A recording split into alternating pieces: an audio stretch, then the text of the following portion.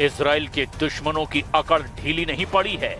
Hamas, Houthi और Hezbollah सही मौके के इंतजार में हैं, मगर नेतन्याहू की सबसे बड़ी टेंशन सीरिया के सर्वे सर्वा अहमद अल शरा उर्फ कमांडर जुलानी हैं। तुर्की के राष्ट्रपति एर्दोआन के खास कमांडर जुलानी सीरिया से इजराइल को भगाने का मिशन ऑन कर चुके हैं।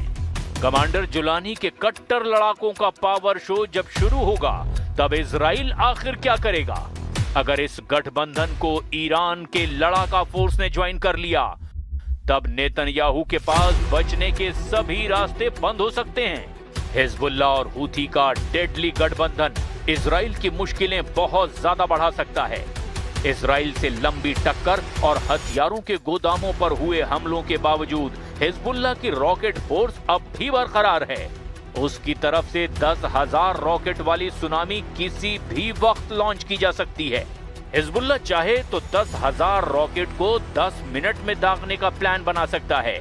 10,000 रॉकेट से इजराइल के 10 मिलिट्री बेस को तबाह किया जा सकता है।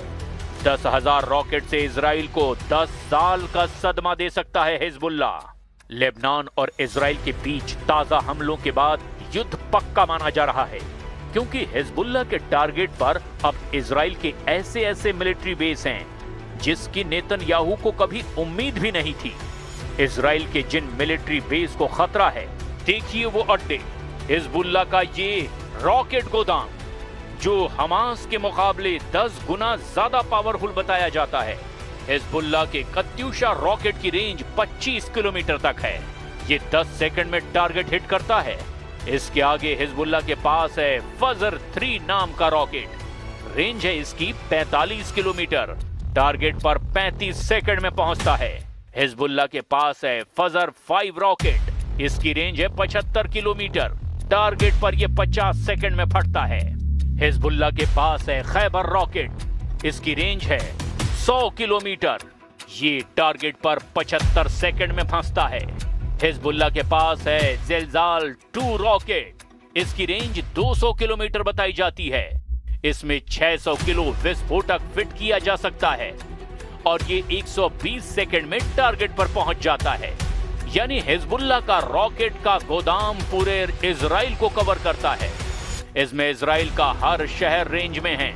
हिजबुल्लाह को रोकने के लिए लेबनान बॉर्डर पर इजरायली टैंक एक्टिव कर दिए गए हैं ताकि रॉकेट अटैक के खिलाफ अगर कोई बड़ी कार्रवाई करनी पड़े तो इजराइल की टैंक ब्रिगेड फौरन एक्शन ले। हिजबुल्लाह के रॉकेट को लेकर बड़ा खतरा उत्तरी इजराइल में ज्यादा है, क्योंकि यहां पर हिजबुल्लाह के छोटी दूरी के रॉकेट पहले ही कहर मचा चुके हैं। लेकिन हिजबुल्लाह के पास ऐसे रॉकेट और मिसाइल भी हैं जो सीधे तेल अवीव को टारगेट कर सकते हैं।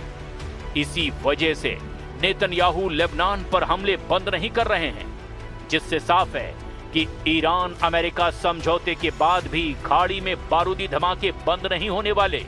ये बात बिल्कुल साफ है कि इजराइल जितनी मुश्किलों में घिरेगा उतने ही घातक हमलों से बदला लेगा।